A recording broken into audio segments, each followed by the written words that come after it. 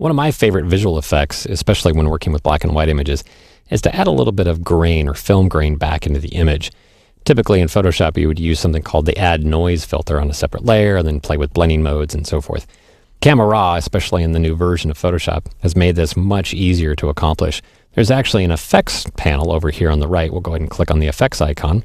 And you'll see they've added this new grain effect. Now to see this in best results, we're going to go ahead and zoom up to 100%. I'll just do Command plus or Control plus a couple times, or 50% is fine, just enough to be able to see the grain pattern at a particular nice zoom level. Now what's nice about the grain effect too, you can see here we haven't done any retouching of her skin, and if we add some grain back in, it can actually lower the contrast of the acne issues that we're seeing here. So I'm going to take that amount slider and just really crank it up quite a bit. Let's start with an amount of 50.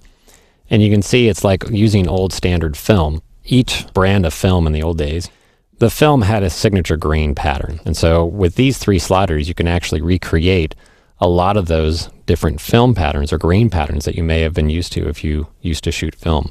Of course, it just certainly has a lot of creative effect and power as well. So I can adjust the size of the grain and of course the roughness of the grain as well. So you really have a lot of creative control here. It's really no right or wrong setting, just depends on what effect you're trying to achieve. So I kind of like using a lower size and roughing it up a little bit and then making the amount just pretty high. Now if I zoom up a little bit more, let's go ahead and click the plus button here to 100%, you can see I'm getting a nice, really cool, noisy, gritty look. And I kind of like that.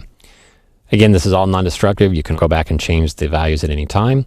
And then I'll give you kind of a bonus tip. I actually like combining this with a graduated filter effect to give something what some people call a high key glow effect, where the highlights are kind of glowy, but you still have this grittiness in the midtones and the shadows. So let's do that. Let's go back to Fit in Window by double clicking on the hand tool. I'm going to switch to the graduated filter tool.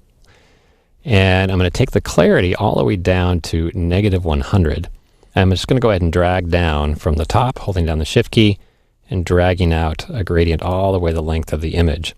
And you can see what that did is it really softened the highlights and smoothed them out and gave it kind of a nice glow effect. Well, it really looks like the light is being diffused coming in here from the upper left-hand corner. I'll turn the overlay off so we don't see the little gradient drawing of the chrome there. We'll turn the preview checkbox off. Here's before, and there's after. So again, just a nice way to add a nice subtle highlight key glow effect.